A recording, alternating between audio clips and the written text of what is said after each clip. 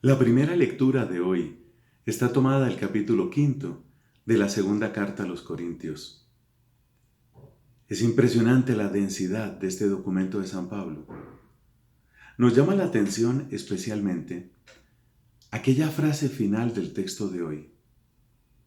Hay distintas traducciones.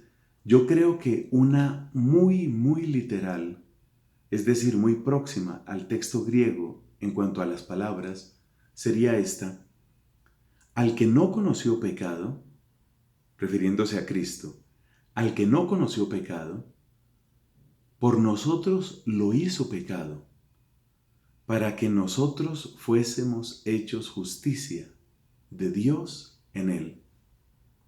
Son palabras difíciles de entender, sobre todo porque, ¿qué es eso de estar asociando a Cristo con el pecado? Si precisamente Él es inmaculado, Él es el inocente, Él es el Cordero de Dios que quita el pecado. ¿Cómo puede decirse al mismo tiempo, en nuestra fe, que Cristo es el Cordero de Dios que quita el pecado? Y ahora estamos diciendo aquí, al que no conoció pecado, Dios lo hizo pecado. ¿Qué quiere decir eso? Para entenderlo, necesitamos tomar esa frase y verla en dos momentos. Primero, está clara la inocencia de Jesucristo. Eso se está proclamando.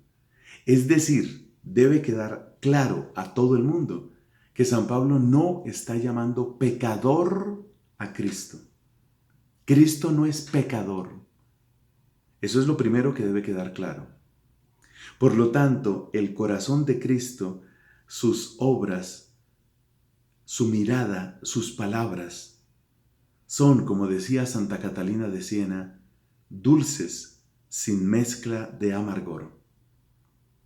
No se está llamando a Cristo pecador.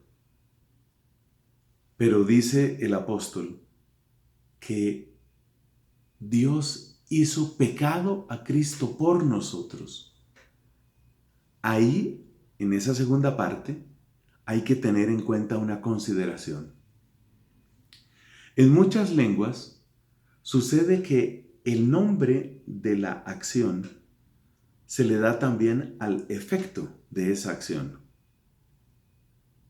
Una cosa es una acción y otra cosa es el efecto de esa acción. Te voy a dar un ejemplo en español.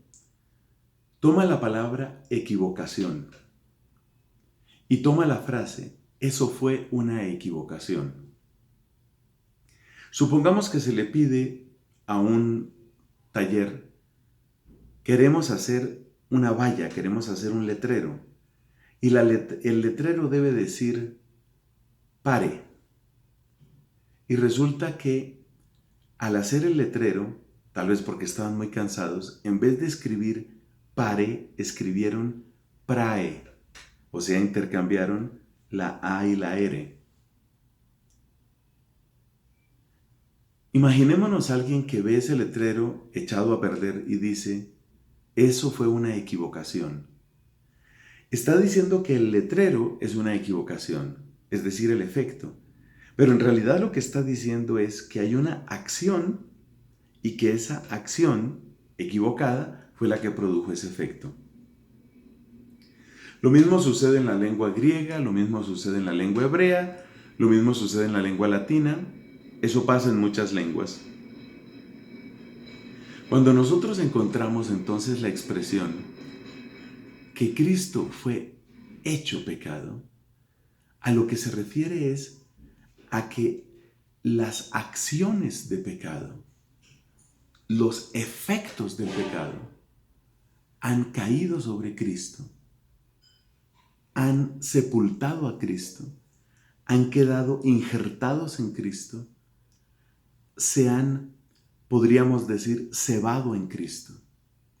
Es decir, que todo aquello que es el resultado, el efecto del pecado, eso fue lo que quedó en Cristo.